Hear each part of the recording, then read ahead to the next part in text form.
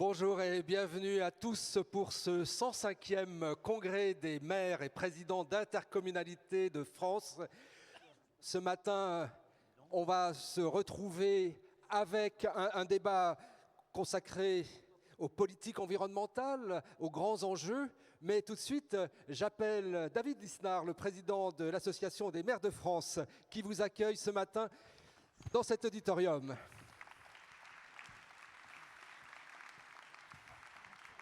Monsieur le Président, bonjour.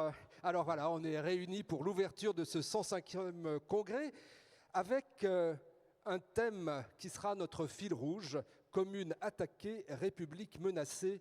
Une thématique que vous aviez choisie il y a déjà quelques mois, mais ce titre résonne malheureusement singulièrement aujourd'hui.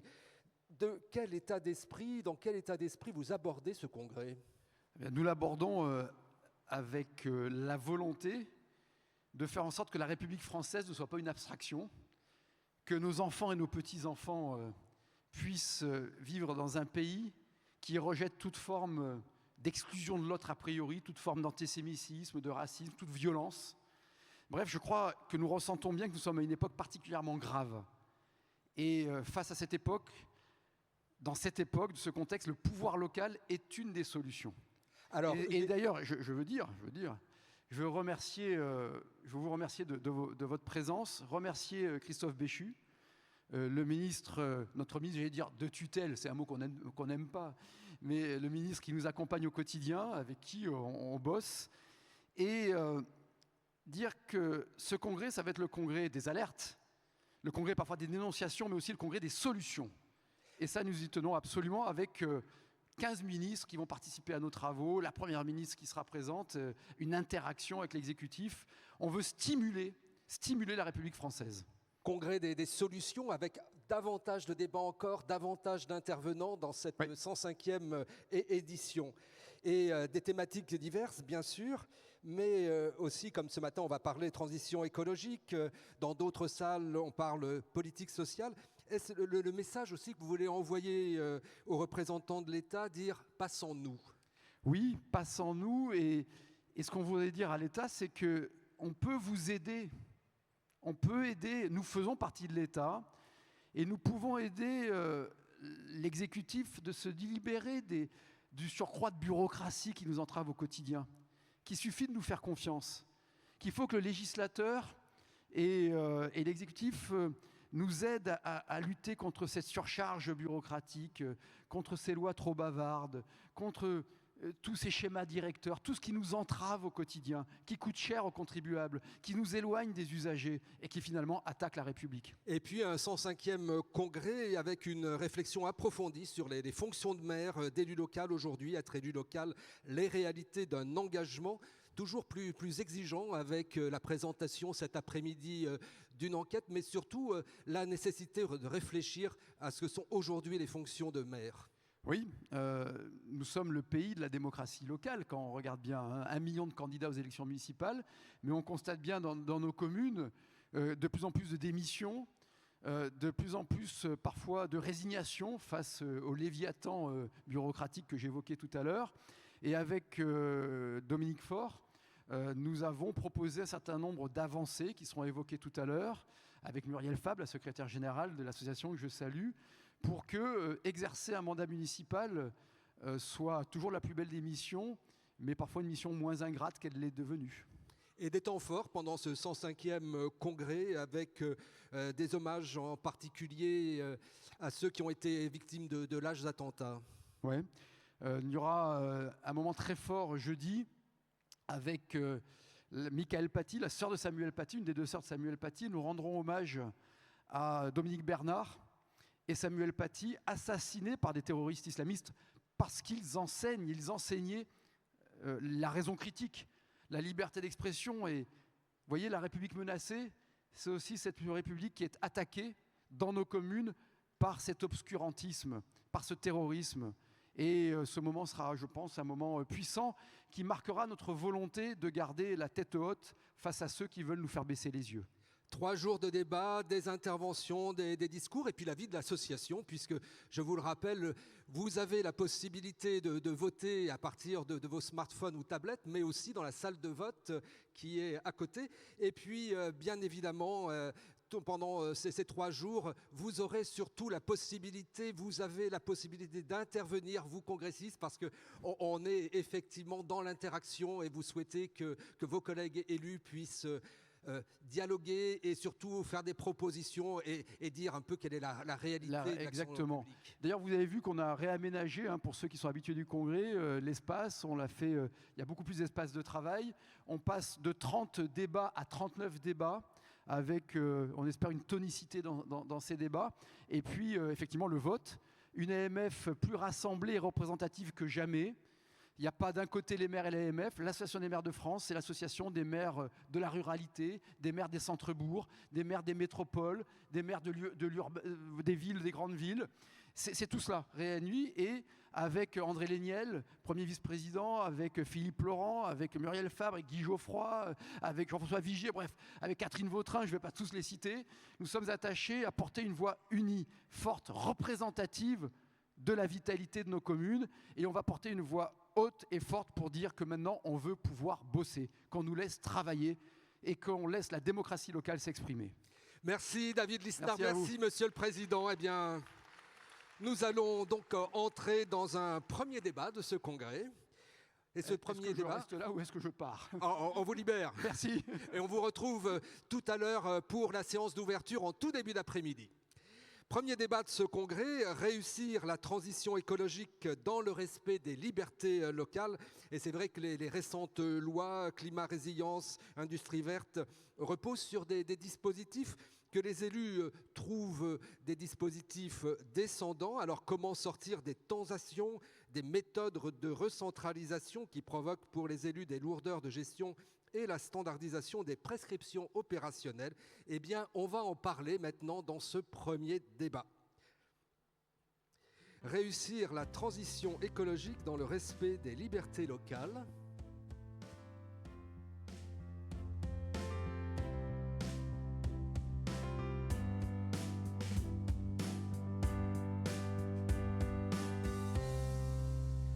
Réussir la transition écologique dans le respect des libertés locales, et nous allons en débattre en 2 temps. Une première séquence: pour être efficace, la transition écologique peut-elle se réduire à la recentralisation en cours? Pourquoi est-ce qu'on n'écoute pas davantage la voix des communes et de leur intercommunalité? Et puis un deuxième temps de débat: quelle stratégie pour prioriser ces politiques au bénéfice des habitants? J'invite nos coprésidents de séance, Bertrand Hochkorn, maire de Marolles-au-Pré. C'est une commune de 1775 habitants dans le Loiret, et vous êtes coprésident de la commission transition écologique de l'AMF, également vice-président de l'AMF, coprésidence que vous assumez avec Christian Métairie. Christian Métairie est le maire d'Arcueil. Alors on est dans le Val-de-Marne, 22 000 habitants. Et donc cette commission que vous animez tout au long de l'année. Et puis sur ce débat, eh bien, vous avez aussi invité votre collègue Constance de Pellichy, qui est coprésidente de la commission aménagement habitat de l'AMF. Bienvenue Constance de Pellichy, vous êtes maire de La Ferté-Saint-Aubin, 7400 habitants dans le Loiret. Et pour débattre pour cette première séquence, j'invite à nous rejoindre Jean-François Vigier. Jean-François Vigier est maire de Bure-sur-Yvette dans l'Essonne, 9300 habitants, et vous êtes aussi membre de la commission et membre très actif de cette commission écologique de l'AMF. Michel Py, le maire de Leucate, et Leucate, on est dans l'Aude, 4600 habitants. Vous êtes également vice-président du Grand Narbonne. Vanessa Miranville est maire de La Possession à l'île de la Réunion. La Possession, c'est 33 500 habitants. Et puis Patrick Jarry avec nous, qui est le président de la Fédération des entreprises publiques locales, l'ancien maire de Nanterre. Et nous accueillons dans ce débat ce matin le ministre de la Transition écologique et cohésion des territoires, Christophe Béchu. Rejoignez-nous. Un débat dense pour évoquer tous ces sujets qui sont au centre des politiques publiques aujourd'hui et que vous portez au niveau du gouvernement. Alors on rentre tout de suite dans le débat. Je signale à nos amis congressistes qu'il y a des points micro dans cette salle. et que ce sera tout à l'heure l'occasion pour vous de témoigner, de réagir à ce que vous aurez entendu, mais aussi de proposer. C'est vraiment le principe de ce débat, des débats du 105e congrès des maires.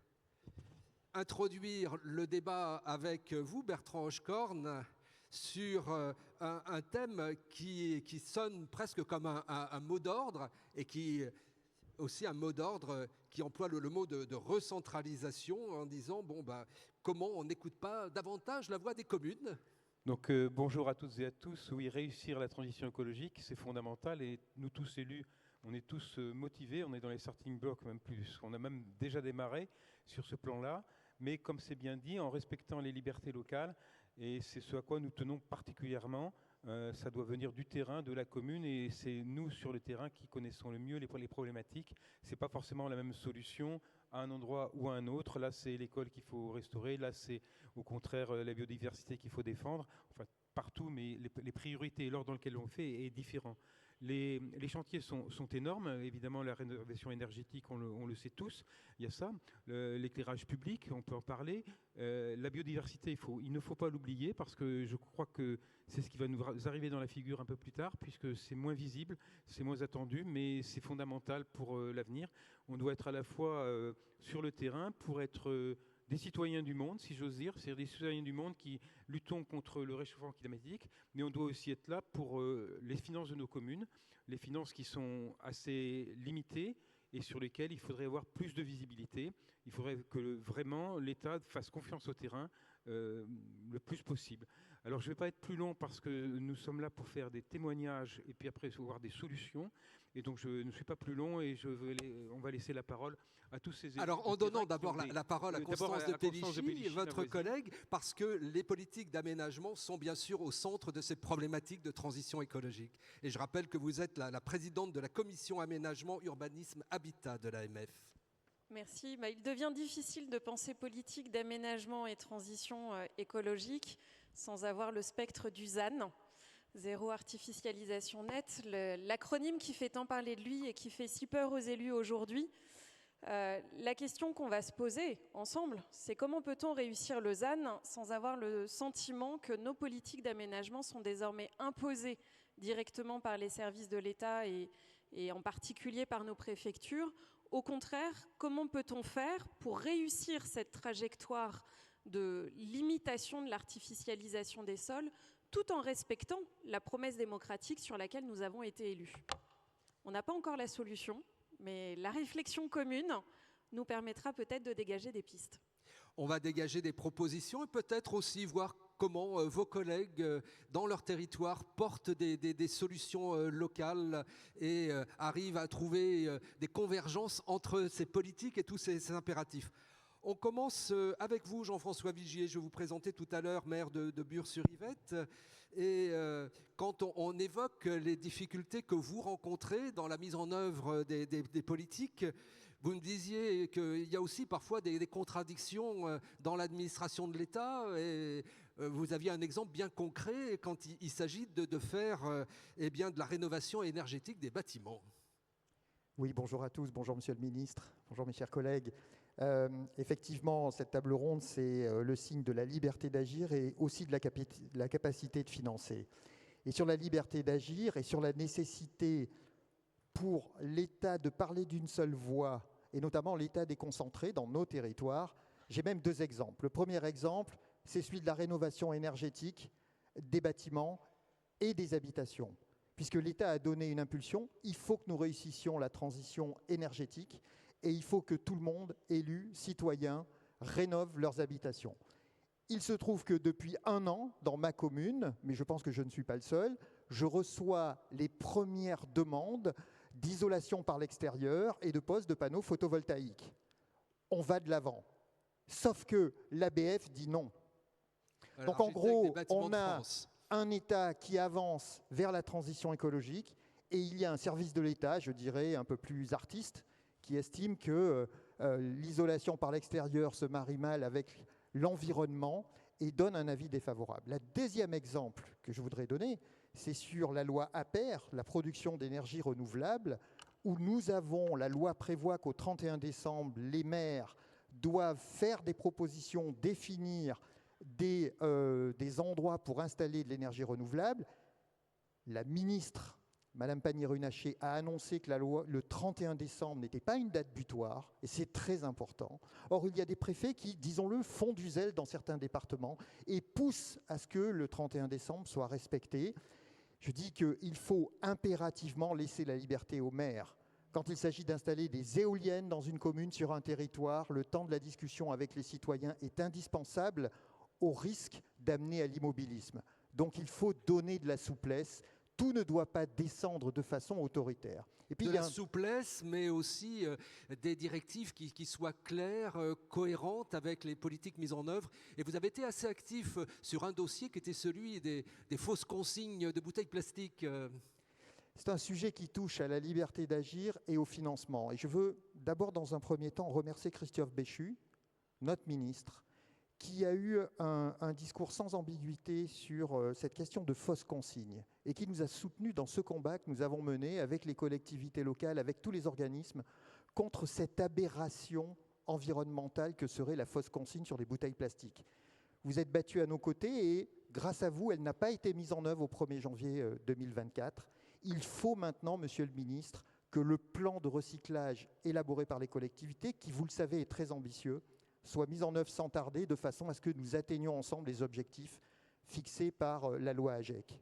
Là, on est bien justement sur des cohérences entre les politiques qui sont menées depuis de longues années sur la valorisation des déchets et puis aussi sur des questions de financement, parce qu'au final, quand on atterrit sur toutes ces politiques environnementales, eh bien, il y a ce mur financier qui est devant nous.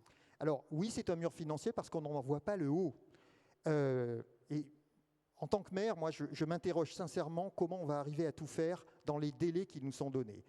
L'Institut de l'économie pour le climat a chiffré à 12 milliards d'euros chaque année entre 2020 et 2030 les investissements à réaliser par les collectivités locales sur la transition, pas les autres investissements des communes, uniquement ceux axés sur la transition. On sait aujourd'hui que chaque année, les collectivités locales dépensent 5,5 milliards sur la transition. Vous voyez le gap. Donc, forcément, on peut avoir le fonds vert pérennisé, c'est très important, les contrats régionaux, les contrats départementaux. Comment arriver en haut de ce mur du financement? Parce qu'il y a quand même une notion à laquelle on n'était pas forcément habitué aussi massivement, c'est celle de l'urgence. On a eu des routes qui s'effondrent, on a eu des faux plafonds qui tombent dans des écoles ou dans des centres culturels à réparer en urgence. Mais refaire énergétiquement les écoles, les gymnases, les mairies annexes, les centres culturels, les centres techniques, on n'a jamais eu ça en quelques années. Sauf que nous, les maires, nous votons des budgets en équilibre. Et notre capacité d'endettement, elle est limitée.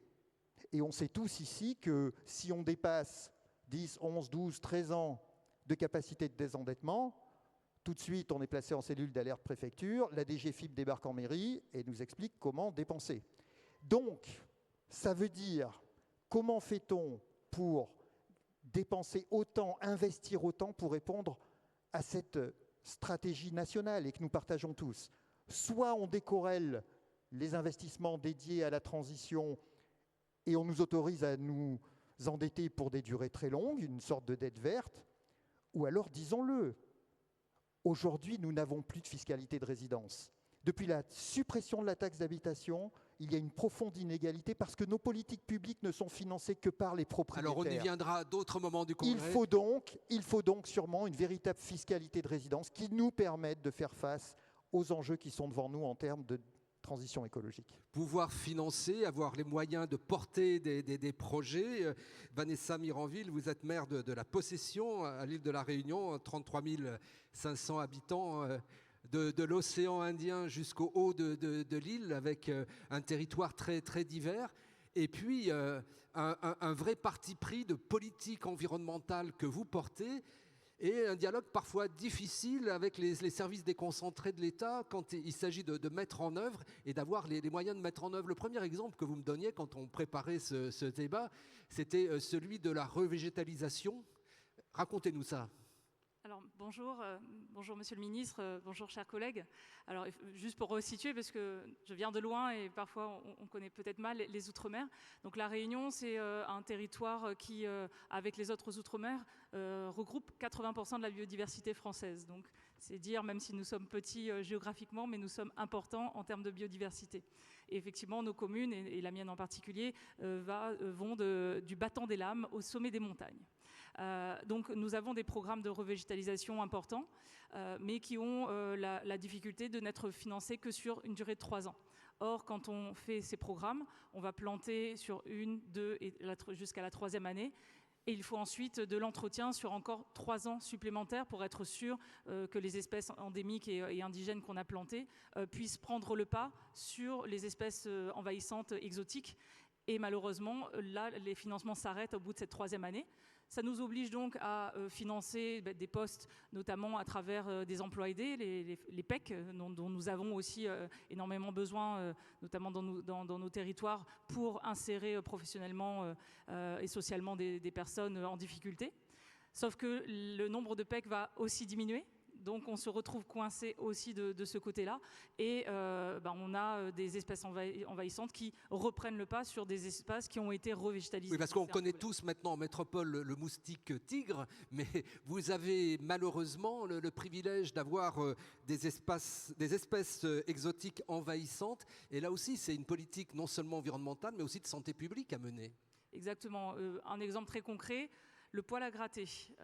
C'est une espèce envahissante et qui malheureusement fait des gousses à proximité même des habitations. Il suffit qu'une gousse s'ouvre, qu'elle se propage et on peut être sur sa véranda. Bon, nous on a le privilège de pouvoir être assez souvent sous la véranda et là c'est des démangeaisons pendant des jours et des jours. Nos agents d'environnement sont obligés pour aller recueillir ces gousses de mettre des combinaisons intégrales à 35 degrés à l'extérieur sous combinaison. Vous imaginez la pénibilité que c'est. Et en fait, on perd le combat parce que les gousses se propagent et vont recréer de nouvelles plantations, enfin plantes. Et voilà, c'est un combat vraiment de longue haleine. Et un combat qui nécessite, me disiez-vous, de pérenniser des moyens, hein, parce que sinon, si on fait les choses à moitié, on ne les fait pas du tout, quoi, ça ne marche pas. Exactement. Alors on a des plans de lutte antivectorielle contre le moustique, mais il faudrait là, je pense, un plan de lutte contre les espèces envahissantes exotiques qui vraiment, un peu à l'instar de ce que les États-Unis ont fait quand ils ont créé les parcs nationaux. Hein. Le Yosemite a été créé comme ça. On a eu la crise de 1929. La crise, c'est aussi peut-être l'opportunité de faire des choses. Là, on vit une crise, c'est peut-être l'opportunité d'insérer socialement des personnes qui vont aider notre environnement à pouvoir se préserver pour nous et pour les générations à venir. Et puis des politiques d'aménagement, et là vous avez en particulier un projet d'écoquartier, et ça coince encore. Hein. Oui, alors notre écoquartier, donc, il est en phase 2 de labellisation. Donc on est sur une surface de 30 hectares pour 1800 logements et dont 900 sont déjà livrés. Hein, donc c'est quand même un projet conséquent et qui a vraiment vocation à faire de l'aménagement durable. Et je pense que ça peut même être un projet un peu pilote parce que finalement les problématiques de lutte contre les îlots de chaleur urbains que la métropole commence à connaître, nous la chaleur, on connaît ça depuis un petit moment. Et donc l'utilisation de la ventilation naturelle, des brises-soleil, de la végétalisation, de tous ces systèmes qui permettent de ne pas avoir à recourir à la clim. Voilà, on les maîtrise et on les a déjà expérimentés dans cet écoquartier. Alors tout le monde devrait être content et les services de l'État aussi, vous trouvez exemplaires? Oui, sauf que une fois qu'on a la RTA DOM ou la RTA pour la métropole, les réglementations thermiques, elles s'arrêtent au moment de la conception du bâtiment. Sauf que derrière, il y a l'usage. Et quand quelqu'un finalement décide de mettre une clim malgré tout, alors qu'on est dans un écoquartier, ou décide de couper des treilles qu'on met sur les bâtiments pour rafraîchir, on n'a pas les moyens réglementaires, de contrôle, de sensibilisation aussi, parce que à nouveau, pour sensibiliser à l'écologie, au fait de vivre dans un écoquartier, il faut des personnes qui aillent rencontrer les habitants au quotidien pour leur expliquer pourquoi c'est important de préserver son environnement, de ne pas arracher la plante qui a été plantée parce qu'on la trouve jolie pour aller la mettre sur son balcon. Ça arrive aussi. Voilà. Et donc, ça arrive partout. Hein. oui. Donc il faut à la fois des financements pour des personnes qui vont avoir ce rôle-là. On a mis par exemple des compteurs énergétiques, il faut du coaching. Avoir le compteur c'est bien, mais avoir quelqu'un qui vient vous expliquer, là vous voyez, vous avez une halogène, quand vous l'allumez, ça fait grimper votre consommation, votre machine à laver elle est classe D, si vous en achetez une classe B ou A, vous allez baisser aussi votre consommation. Tout ça, ça nécessite des moyens financiers pour avoir des moyens humains à la hauteur et aussi des moyens réglementaires de contrôle, parce qu'après la sensibilisation, il faut aussi parfois la coercition. Oui, vous dites aussi il faut que l'État nous aide sur le contrôle parce qu'il y a des incivilités et puis il y a une réglementation à respecter. Et ça, c'est le rôle de l'État, d'en être le gendarme. Voilà, exactement. Quand des personnes, par exemple, ne respectent pas le fait d'avoir 30% d'espace qui reste en pleine terre et bétonnent parce que voilà, c'est plus pratique pour mettre la voiture, d'avoir du béton ou du carrelage, on n'a pas de moyens de coercition suffisants ou pour toutes les autres incivilités que j'ai citées. Et là, on en aurait vraiment besoin. Voilà, vous voyez, on est vraiment sur des sujets très concrets de votre liberté d'action, mais aussi d'un dialogue qui soit plus cohérent et plus confluent avec les services de l'État. Michel Py, alors autre réalité territoriale, là vous êtes dans une commune littorale de l'Aude, Leucate, vous êtes aussi le vice-président de la communauté d'agglo du Grand Narbonne. Et vous avez, vous, rencontré des problèmes très concrets d'aménagement avec des lois qui se contredisent entre des objectifs de ZAN, des objectifs de loi littorale et de PLU. Oui, tout le monde ici partage, je crois, le désir, la volonté en tout cas d'avoir des politiques adaptées au plus près du territoire. Au plus près des communes. La loi 3DS, adoptée, votée l'an dernier, en est d'ailleurs l'expression. Mais il faut que tout le monde effectivement partage cette volonté d'un bout à l'autre de la chaîne du gouvernement, si j'ose dire, jusque effectivement à l'État local et aux élus. Préfet en particulier et puis les administrations déconcentrées qui dépendent de lui.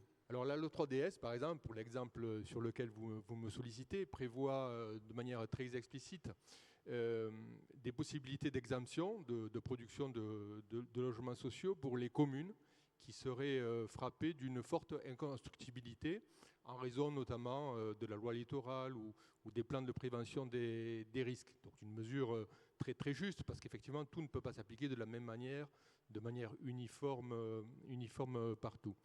Après un calcul minutieux mené service de la commune et service de l'État local, préfet, des DTM, pour ma commune, pour Leucate, donc ce taux d'inconstructibilité des parties urbaines est effectivement apparu, calculé, supérieur à 50%, ouvrant donc droit à cette exemption que la commune a naturellement demandé et que le préfet, tout aussi naturellement, lui a accordé. Donc vous aviez trouvé une solution. Nous avions trouvé une solution.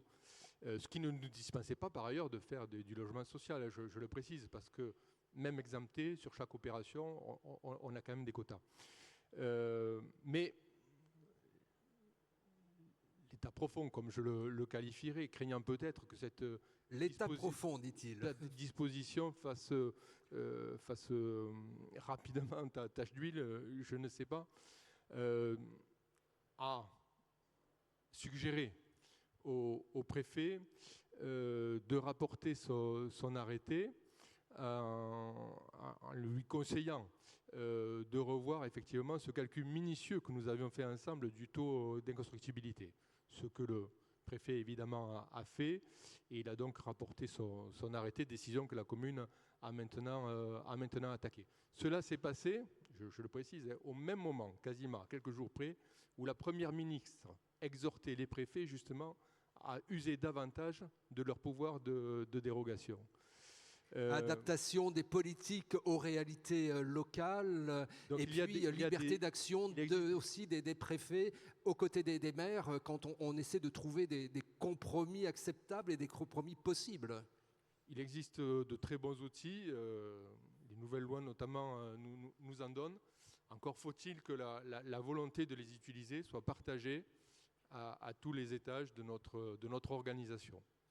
Alors, on continue et avant de vous donner la parole, Monsieur le Ministre, vous écoutez tous ces irritants, toutes ces choses qui vont à l'encontre des politiques que vous portez. Et on termine ce premier tour de table avant de vous donner la parole et l'occasion de répondre avec Patrick Jarry, qui est le président de la Fédération des entreprises publiques locales, qui était encore maire de Nanterre il y a quelques mois.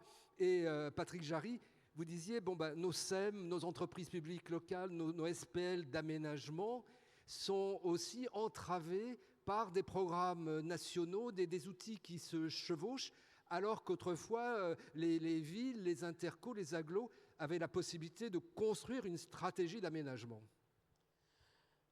Oui, évidemment, les entreprises publiques locales sont d'ailleurs peut-être un des éléments de la solution pour parvenir à mener toutes ces politiques publiques. J'y reviendrai.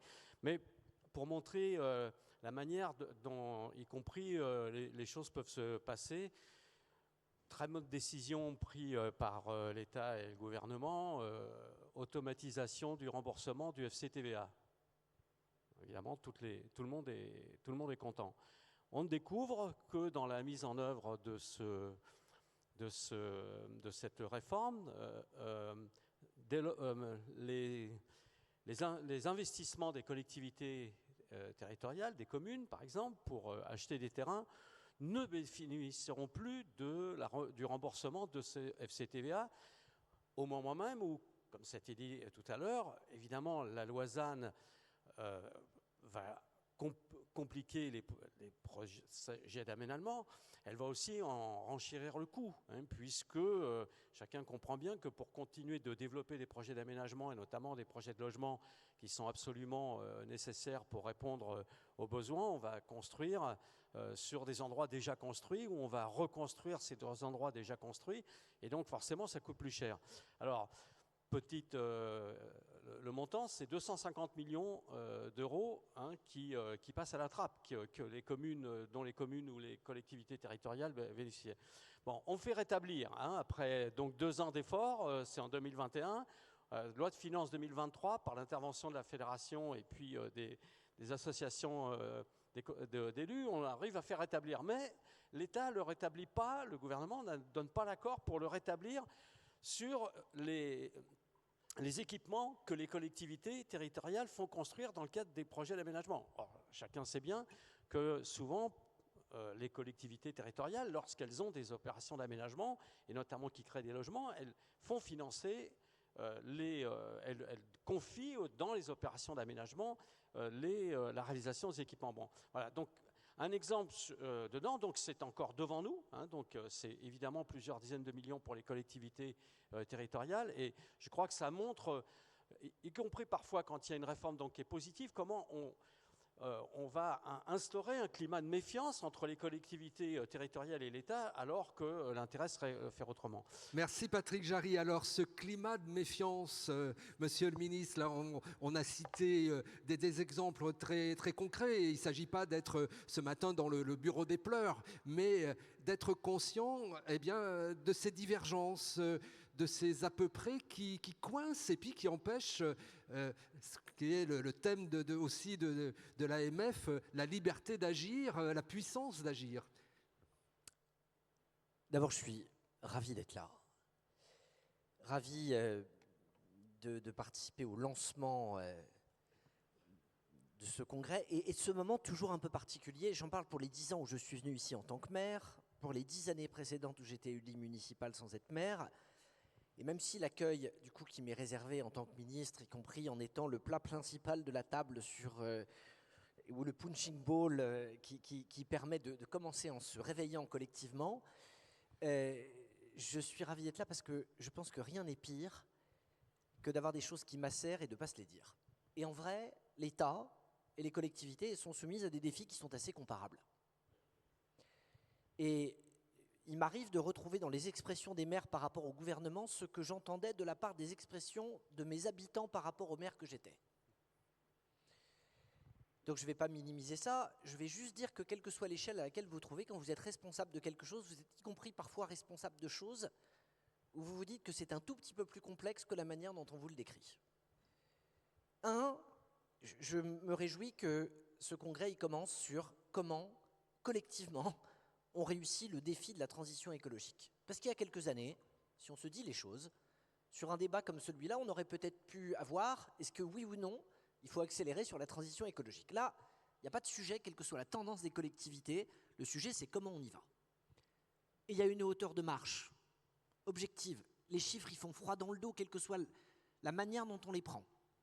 Le témoignage de la maire de la Possession sur la richesse incroyable en termes de biodive qui existe à La Réunion, c'est vrai, à la minute où on se parle, on a une espèce sur 8 sur cette planète qui est menacée d'extinction. Donc la réalité derrière est une explosion des espèces endémiques. Le climat, les chiffres d'hier et d'avant-hier, au rythme où on va, c'est pas l'accord de Paris à 1,5 qu'on tiendra, on sera plutôt entre 2,5 et 2,8, ce qui veut dire adapter notre pays à une température qui sera de l'ordre de 4 degrés à la fin du siècle.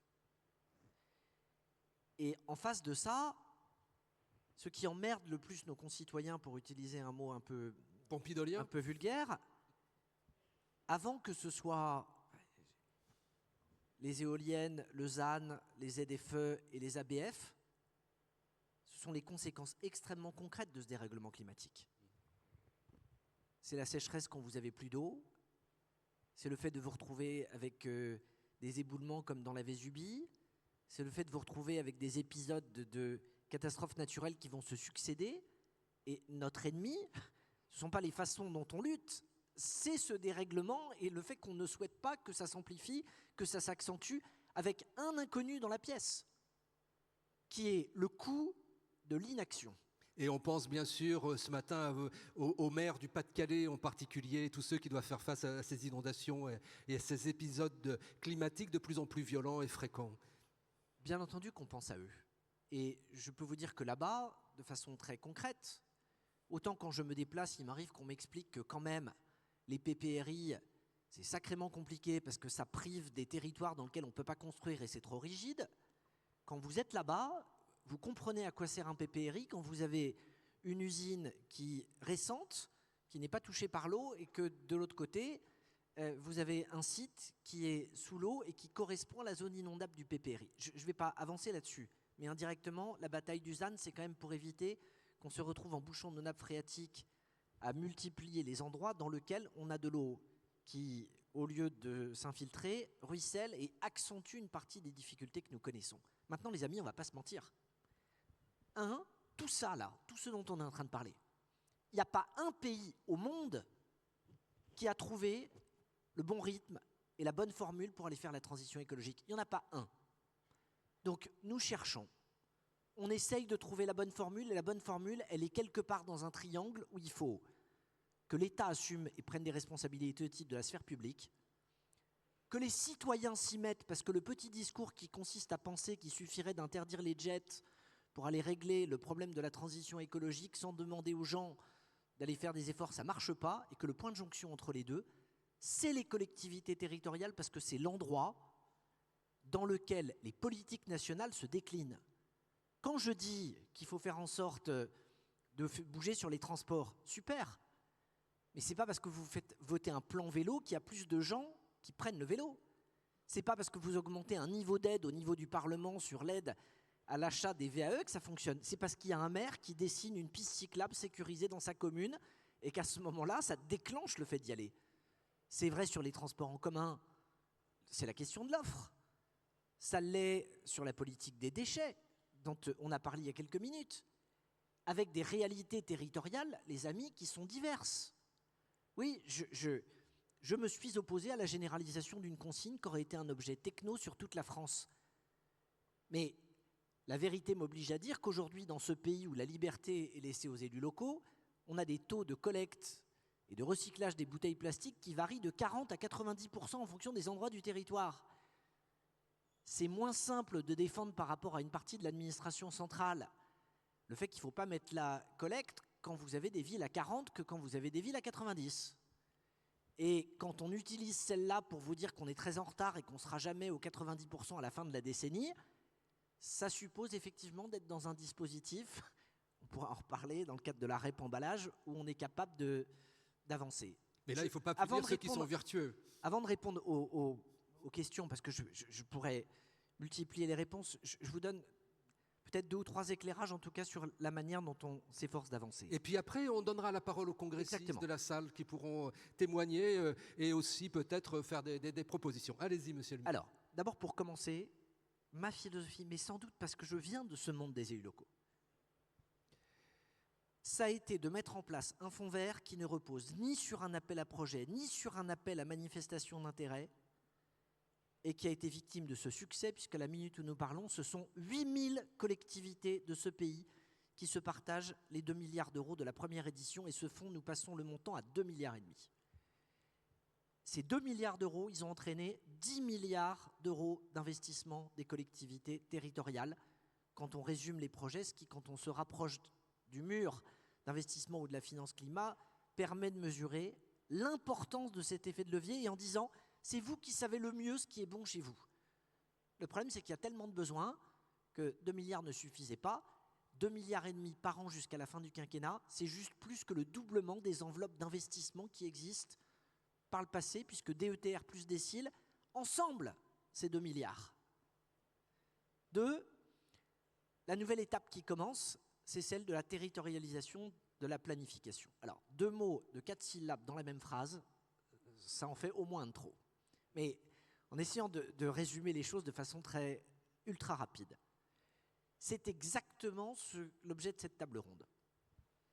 J'étais dans le Grand Est la semaine dernière, je vais la semaine prochaine où j'installe Sud, Occitanie et Aquitaine. On dit aux régions, voilà quel est le diagnostic, voilà quelles sont les émissions. À vous de nous dire les secteurs et les domaines par lesquels vous souhaitez commencer. Et on ne vous demande pas de le faire à l'échelle régionale. On vous demande d'animer à l'échelle des départements et des communes la remontée de ce qui a déjà été décidé, de manière à ce que la consolidation de ces initiatives locales nous permette d'atteindre l'ambition qu'on s'est fixée. Alors, vous parlez de cette concertation régionale. Il y a la question, justement, jusqu'où doivent aller les COP régionales, leur aspect normatif, concertation, planification. Apparemment, ce n'est pas complètement clair. Hein, monsieur Pi? Monsieur le ministre a déjà largement commencé à répondre. Effectivement, la transition écologique nécessite la définition d'une trajectoire précise pour atteindre les objectifs de réduction d'empreinte carbone par secteur. Et donc, on a besoin pour ça d'un cadre global. La territorialisation, elle est tout aussi indispensable, car les collectivités locales disposent de par leurs compétences d'un certain nombre de leviers et sont aussi parfois également à l'origine d'initiatives qui peuvent faire école. Toute la question maintenant que l'on se pose, c'est de savoir comment cette territorialisation va s'opérer à travers ces conférences de parties, à travers ces COP. Elles ne peuvent pas être, mais je ne pense pas que ce soit le cas, uniquement l'œuvre de l'État local et des régions. Et elles ne peuvent pas consister à donner juste des objectifs à atteindre aux collectivités. Il faut bien qu'elles soient des instances de dialogue au sein desquelles les collectivités pourront faire valoir et à la fois ce qu'elles ont déjà fait, ce qu'elles sont prêtes à faire. En un mot, leur trajectoire, éventuellement discutée, éventuellement corrigée, pour qu'elles permettent d'atteindre effectivement les objectifs globaux que nous avons collectivement à poursuivre. À atteindre. C'est exactement l'objectif. On a une ambition qui ne se discute pas, parce que l'ambition, c'est tenir nos engagements climatiques, et on sait le point d'émission auquel on doit aller. En revanche, l'idée, c'est d'additionner la souplesse du terrain. Vous êtes dans un endroit où vous décidez de mettre le paquet sur la géothermie parce que vous avez une opportunité, dans un autre endroit sur le biométhane, dans un troisième sur la biodiversité parce que c'est votre premier combat, dans un quatrième sur de la déminéralisation ou sur de la dépollution de friches, dans un cinquième sur du remplacement de candélabres pour enlever une partie de vos ampoules thermiques. Peu importe. L'important, c'est que tout le monde se mette en mouvement et fasse en sorte sur ces leviers de biodiversité, d'atténuation ou d'adaptation, qu'on soit en capacité d'avancer. Et nous faisons confiance au terrain avec une attente, c'est que la somme de ça boucle. Si ça ne boucle pas, ça veut dire qu'à ce moment-là, il faut qu'on mesure ce que sont les écarts et comment on doit avancer. Avec, à la fin, un sujet, c'est que le CRTE soit financièrement doté et que ce contrat qui aujourd'hui a un mérite, c'est de recenser ce qui existe, ce soit l'objet qui permette dans la planification, On ne va pas réinventer des dispositifs, on ne va pas réinventer un nouveau contrat, alors que déjà, il a fallu du temps pour être capable de le remplir, de les renseigner. En revanche, il faut que les outils qui existent, on soit plus pragmatique dans la manière dont on les utilise, et qu'en clair, les tuyaux des projets arrivent en face des tuyaux des financements, et qu'on n'ait pas aujourd'hui 2 circuits parallèles qui ne se croisent pas. C'est l'objectif et l'ambition. Plusieurs demandes de prise de parole. Madame, allez-y, vous vous présentez, s'il vous plaît. Oui, bonjour. Bonjour, Florence Presson, adjointe au maire. Parlez bien près du micro pour qu'on vous entende. Oui, bonjour, entende. Florence Presson, adjointe au maire sur la ville de Sceaux. Je voudrais vous parler de la rénovation énergétique et particulièrement des logements. Aujourd'hui, quasiment tous les élus qui sont là sont mobilisés, accompagnent les ménages. Par ailleurs, vous avez 2 ministres, 2 femmes, Madame Vargon, Agnès Pannier-Runacher, qui font un travail extraordinaire, des équipes, l'équipe de Simon Hufto, l'équipe à l'ESSAL aussi. Vous mettez des moyens. Cependant, je pense qu'on n'atteindra pas les objectifs de rénovation. Pourquoi ? Je prends un exemple. Rénovation énergétique performante, c'est de l'investissement, ça nécessite des prêts. Moins de 15% des ménages obtiennent des prêts bancaires. La banque ne joue pas le jeu. Alors, une mesure qui ne vous coûterait rien, mais qui pourrait être, par exemple, de mettre des étoiles sur les banques. Une banque qui fait moins de 3% de prêts en nombre, de prêts pour de la rénovation énergétique par rapport au nombre total de prêts, eh bien, pas d'étoile. Une étoile s'ils font de 3 à 5. Est-ce que nous allons tous continuer, est-ce que les habitants vont continuer à aller dans les banques qui sont à 0 étoile ou à 1 étoile? Donc là, ça ne nécessite pas d'argent. Une proposition c'est une volonté incitative. politique. Voilà, merci. Passez le micro à votre collègue derrière vous. On va prendre plusieurs prises de parole. Oui, Paul Savatier, maire de Saint-Vincent-de-Barès en Ardèche, une commune de 856 habitants. Il est beaucoup question depuis le début de ce congrès, c'est très bien, de la confiance. Parlez bien dans le micro, qu'on vous entende. Oui, de la confiance des citoyens dans leurs élus et dans la République. Et je pense qu'effectivement, cette confiance passe d'abord par la confiance de l'État envers les élus. Non, apparemment, on me dit que de ce côté, on n'entend pas très bien. On n'entend pas très bien ? Allez-y. Bon, c'est pas de ma faute parce que je m'entends bien ici. Donc dans cette liberté d'agir et la libre administration des collectivités. Or, on a le sentiment et la réalité de la recentralisation qui est quand même très rampante et constante et affichée. Je dénonce ici le recours immodéré aux appels à projets. Même le Fonds vert, Monsieur le Ministre, a pris cette forme au niveau local avec des circulaires d'application, des règlements d'application qui font des dizaines de pages, où des sommités nationales, sans doute très intelligentes, prennent, pensent pour nous et décrètent ce qui est bon pour nous et nous font rentrer dans leur petite case.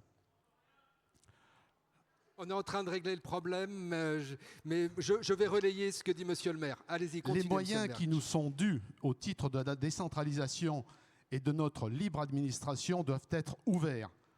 La confiance que l'État doit nous faire doit être prouvée et vérifiée. Nous sommes grands, majeurs, j'allais dire ajouter vaccinés, bons gestionnaires et en plus nous sommes élus. Nous agissons dans le cadre de la loi.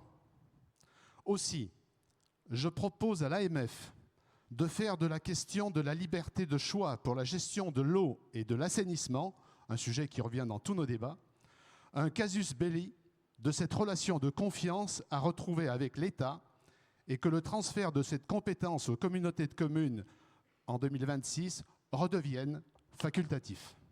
Alors, transfert de l'eau, mais aussi mise en question des appels à projets. On prend encore une dernière question, peut-être de ce côté, madame. Allez-y, on vous entend ? Non, alors vous irez à l'autre micro. Oh. Vous savez, il y a de la place de ce côté et on pourrait peut-être à ce moment-là vous... Allez-y, puisque vous avez le micro et qu'on vous entend. Merci. Alors, il faut être du bon côté, je suis désolé. Bonjour à tous, Jérémy Duhano, donc je suis le plus jeune maire du département du Var. Monsieur le ministre, vous nous parlez d'un plat principal, je vous propose la poule au pot. Pourquoi la poule au pot? En milieu rural, une poule, pour qu'elle passe un mur, il faut qu'elle batte de l'aile très loin, bien en avance. Et c'est tout notre enjeu de la transition. C'est il y a 15-20 ans où il fallait fournir cette énergie. Et aujourd'hui, eh bien, on voit bien qu'il faut fournir énormément d'énergie pour pouvoir franchir cette transition. Ça marche, c'est bien. Voilà, l'énergie, vous voyez aussi. C'est la question de de l'énergie. Et cette énergie-là, elle passe par de l'ingénierie, par du financement, par des idées à l'échelle locale. Et aujourd'hui, le thème, pour faire le lien aussi entre la transition et l'enjeu de la République menacée des communes, moi j'y vois une certaine menace aujourd'hui entre le lien qu'il peut y avoir entre l'État et la commune. J'entends votre volonté, je sais que vous venez du local, monsieur le ministre, et je crois vraiment à ce que vous nous dites. Nous avons besoin de rétablir ce lien entre l'État et la commune. On l'a bien vu pendant la Covid, pendant les Gilets jaunes.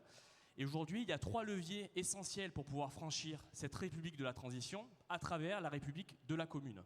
Le premier levier, comme il a été dit tout à l'heure, c'est la question de la ressource financière. Alors, l'Institut du climat nous dit bien qu'il va falloir, pour pouvoir franchir ce gap, emprunter. Moi, personnellement, sur ma commune, face à tous les enjeux que je dois relever, l'emprunt va être très limité. Il me semble important aussi d'aller peut-être taxer, récupérer de la finance, là où il y a de la pollution. Nous sommes tous pollueurs, nous consommons tous. Par contre, certains font des profits sur cette pollution. Il me semble important, avant de demander aux communes d'emprunter, de pouvoir aussi abonder ces fonds de l'État, ces fonds publics, à partir de cet argent-là, pour pouvoir réussir encore mieux cette transition. Deuxième point, qui me semble fondamental également, c'est rétablir justement ce partenariat entre l'État et la commune, à travers justement ces plans locaux entre les préfets et la commune. Et je dis attention aux dérives.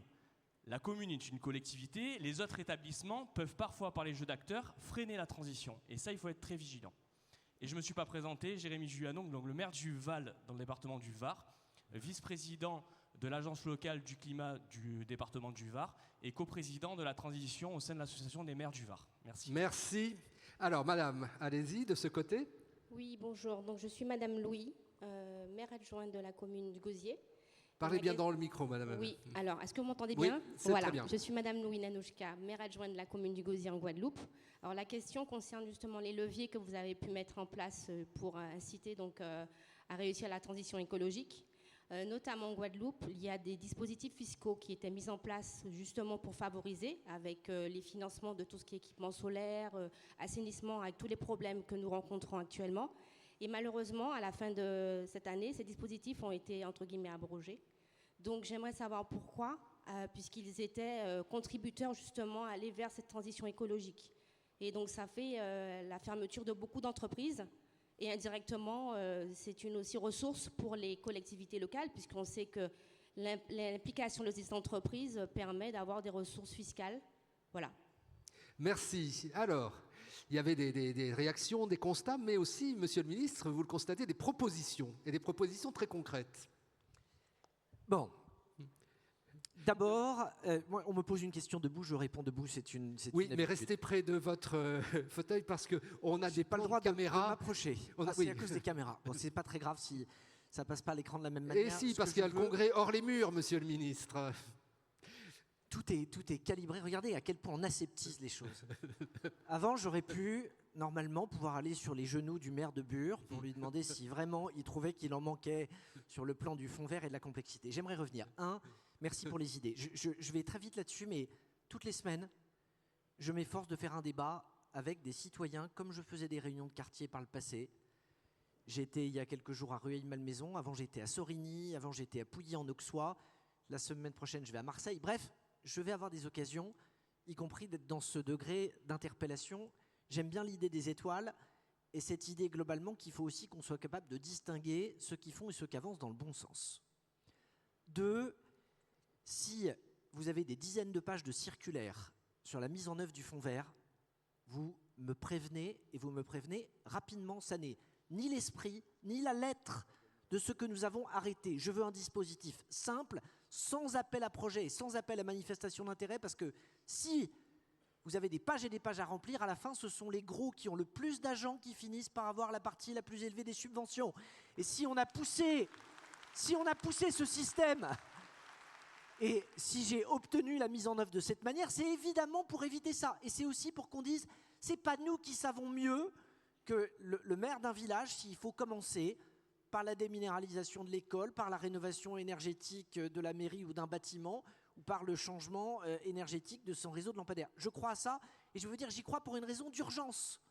Si vous voulez aller vite, il faut d'abord s'appuyer sur ceux qui ont des projets, qui ont commencé à réfléchir, et on ne peut pas partir de rien.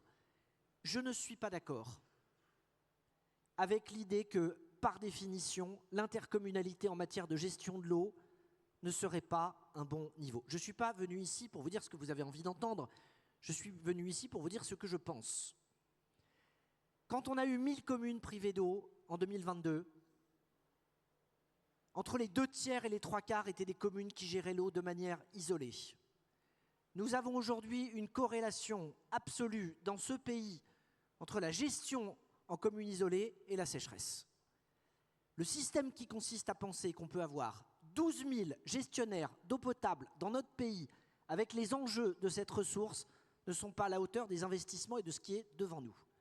Ce que nous plaidons, ce que le président de la République le 30 mars dernier a dit à Savines-le-Lac, c'est qu'entre la gestion en commune isolée et l'obligation d'intercommunalité, il fallait qu'on trouve un entre-deux. Cet entre-deux peut être de constater que quand j'ai des intercommunalités XXL qui finissent par être tellement grandes qu'elles remontent dans la montagne ou qu'elles se retrouvent à gérer plusieurs cours d'eau, là, ça n'est pas raisonnable de se dire que l'intercommunalité est le seul modèle. Il faut s'autoriser à avoir des modèles de gestion de proximité qui peuvent être à 2 ou 3 communes, qui peuvent retrouver la forme d'un syndicat ou une chose de ce type dans un certain nombre de secteurs. Mais laisser penser qu'il faut laisser le choix aux communes et que potentiellement on pourrait continuer à gérer l'eau de manière isolée en France, ça n'est ni possible ni souhaitable d'un point de vue écologique et budgétaire. Donc nous allons corriger le texte pour rendre possible une alternative à l'intercommunalisation, mais en disant très clairement que la gestion en commune isolée n'est pas possible. Monsieur le ministre, on va prendre des questions de ce côté de la salle maintenant. Allez-y, monsieur. Bonjour, Jean Quéclin, c'est la mairie de Castelnau-le-Lez. Voilà, moi je voulais présenter une solution sur le... On vous entend bien. Hein. Oui, mais c'était un peu bas. Je voulais présenter une solution sur le photovoltaïque. On a fait un projet pilote de mini-centrale sur notre commune qui nous permet, sans aucun budget communal, d'avoir notre électricité, 30% de notre électricité, donc de tous nos bâtiments publics, pour les 30 prochaines années, à un tarif très réduit. Et ça, c'est tout à fait possible. Je pense que le photovoltaïque, maintenant, n'est plus un coût pour les communes, c'est juste un partage des investissements entre les investisseurs privés et la façon dont on monte le projet. Voilà. Ça, c'est un premier témoignage. D'ailleurs, c'est un projet qui a été reconnu par le gouvernement, puisque j'ai été le présenter aux Nations Unies en juillet, dans le cadre de la revue nationale volontaire. Ensuite, au niveau de la biodiversité, c'est pareil. Il y a des outils qui sont assez performants. Je pense au projet, à l'outil TEN, Territoire engagé pour la nature, qui permet justement, dans les 3 ans de mandat qui nous restent, de montrer tout ce qu'on peut faire au niveau des communes. Voilà, juste ces témoignages. Merci de ces témoignages. Passez le micro à votre collègue juste derrière vous. Merci, bonjour à tous. Je suis le maire, Monsieur Peter, le maire d'une petite commune de la Sarthe, 700 habitants. Alors je le précise parce que je voulais appuyer sur le fait que les petites communes ont besoin d'ingénierie. Le maire est souvent tout seul à tout faire avec sa secrétaire ou son secrétaire de mairie. Et malheureusement, ce que j'ai vu se mettre en place ces derniers temps, petite ville de demain, ou là, village d'avenir, je veux voir ce que ça va donner, parce que pour les petites communes, on leur a demandé de se regrouper pour pouvoir candidater. Et en plus de ça, on nous annonce d'emblée qu'il y aura une personne par département qui va nous accompagner. Alors, voilà, je veux dire, les petites communes ont besoin d'accompagnement et certes de financement, ça a été déjà dit. Alors, on évoquera particulièrement ce sujet demain après-midi dans cet auditorium. J'en suis très heureux. L'autre élément que je voulais dire, c'est que je souhaite qu'il y ait un dialogue construit, solide, permanent entre les services de l'État et les communes, ce qui n'est pas le cas. Les engagements qui ont été pris dans le cadre du CRTE, une belle signature entre les services de l'État, la région et les EPCI. Ça a donné quoi? Vous l'avez dit, Monsieur le ministre, un recensement, mais pas à une coopération, pas à une étude, pas à un travail en commun. Et c'est ce dont on a besoin. Le fonds vert, Le Fonds vert a créé effectivement un financement supplémentaire. J'en suis très heureux.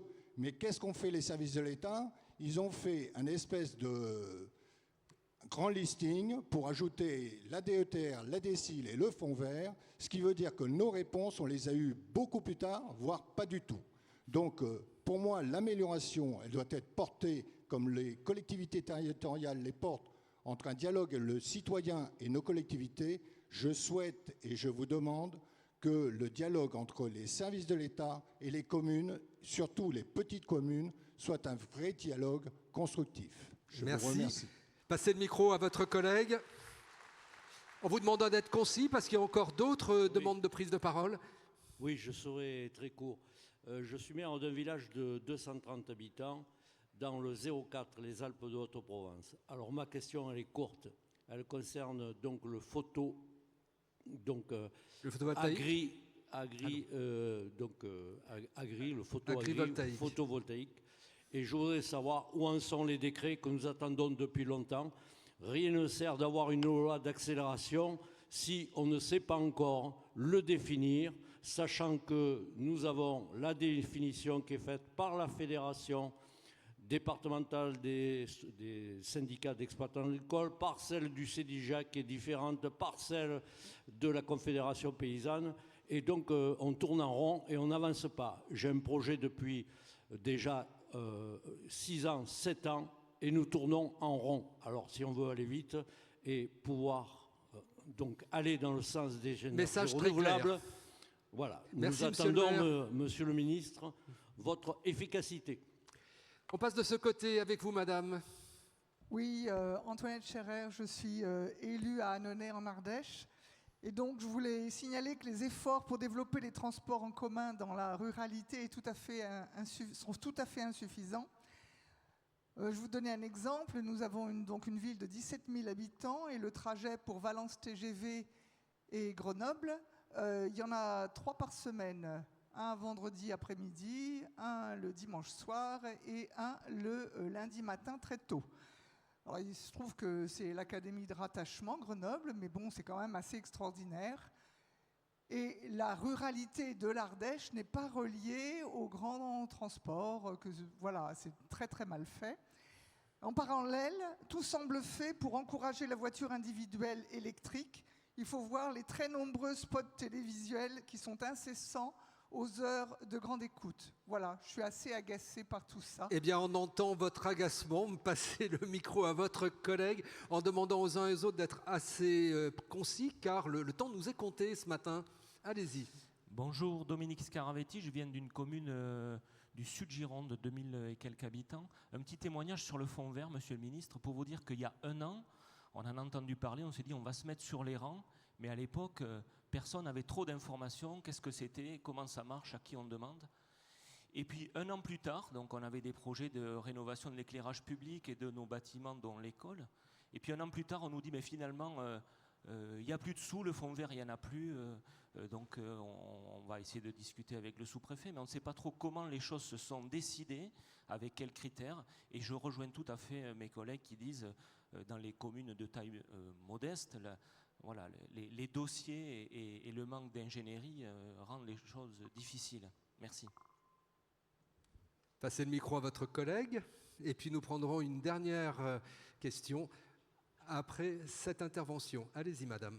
Bonjour, je me présente, je m'appelle Claire Grolot, je suis présidente d'une association qui s'appelle La Belle Vie et je voulais ici apporter aussi l'importance du rôle des associations dans la transition écologique et dans le lien qui peut être fait entre l'État et les collectivités territoriales.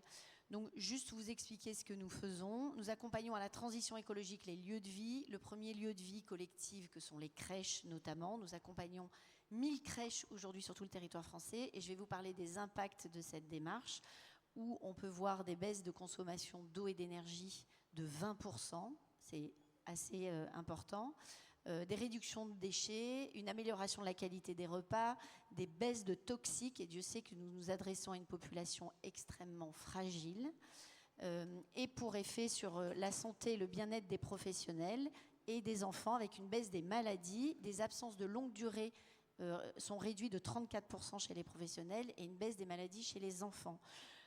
Cette démarche a été montée par notre organisation et soutenue par l'État grâce à un contrat d'impact. L'ADEME nous soutient, mais aussi la CNAF, qui a nourri sa convention d'objectifs de gestion quinquennale 2023-2027 et qui permet de soutenir la mise en place de telles démarches dans les crèches, autant pour des crèches récentes avec des bonus à l'investissement quand le bâtiment est éco-responsable, mais aussi un fonds de modernisation pour les bâtiments qui s'adressent à la végétalisation, à l'ombrage, l'isolation des bâtiments, mais aussi qui font un soutien. Donc, et notamment, on a compris l'esprit, je vais vous demander de conclure, s'il vous plaît. Ce projet a pu aussi être soutenu par le Fonds vert, parfois. Donc je voulais attirer l'attention sur l'importance des opérateurs tels que nous dans cette transition qui fait le lien entre État centralisé et collectivité territoriale. Merci. Passez le micro à monsieur, voilà, vous présentez. Bonjour, Joël Bonafou, donc président d'une communauté de communes dans les Hautes-Alpes. Monsieur le ministre, on a eu l'occasion de se rencontrer à Savines-le-Lac, puisque j'avais pu poser la question au président concernant la compétence eau, où nous l'avons mis en place sur nos communautés, et en laissant le libre choix à chacun d'intervenir ou pas, puisqu'on a créé une régie. Donc voilà, nous sommes prêts. Il y a déjà quelques communes qui ont adhéré, les autres sont en train de réfléchir, et je laisse réfléchir par rapport à ça.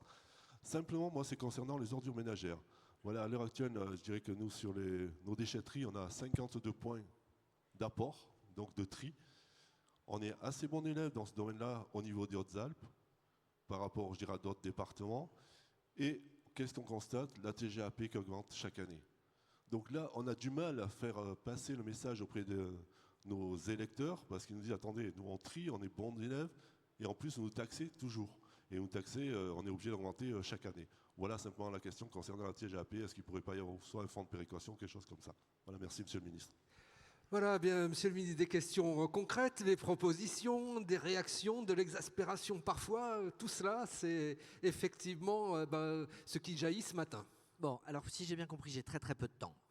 Décret photovoltaïque, je vais aller vérifier auprès d'Agnès Pannier-Runacher, puisque c'est la transition énergétique, mais à ma connaissance, c'est une histoire de jours. Je sais que ça fait des semaines. J'ai déjà entendu parler de l'attente des uns et des autres par rapport à ceux qui ont des projets, mais je vous dis, nous y sommes, et accessoirement, le photovoltaïque n'est pas considéré comme de l'artificialisation à condition qu'il laisse passer la faune en dessous. 2, les transports en commun en Ardèche. Globalement, les amis, on a 40 ans de retard de régénération sur les lignes ferroviaires. Dans les années 80, on a dit on va arrêter les petites lignes, on va tout mettre sur le TGV. Et il a fallu 40 ans avant qu'il y ait une évolution politique, parce que la droite et la gauche se sont globalement mis d'accord sur le fait que big était beautiful. Mais je le dis dans le même mouvement, c'est 100 milliards d'euros avec le début, c'est 1 milliard de plus dès l'année prochaine, puisque la régénération c'est par étapes, et on va y aller. Mais nous aurons besoin de voitures individuelles pour que dans ce pays, on puisse circuler. Et la transition écologique, ce n'est pas contre la liberté de circulation. Et la voiture électrique, dans des endroits où je n'ai pas la densité de population qui permet d'aller faire du transport en commun, c'est une meilleure solution que d'expliquer aux gens qu'ils doivent rester chez eux. 3, le fonds vert. C'était la première année. L'inquiétude, il y a un an, c'était est-ce que ça va marcher? Nous avons eu 18 000 demandes. Donc statistiquement, nous n'avons servi que 8 000 sur les 18 000 qui ont demandé.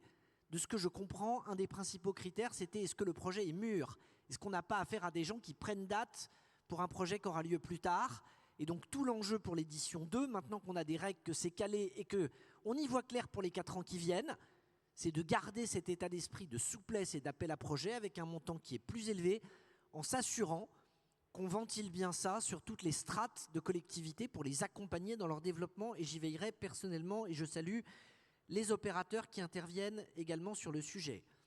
4, la semaine prochaine, nous présentons la stratégie nationale de la biodiversité.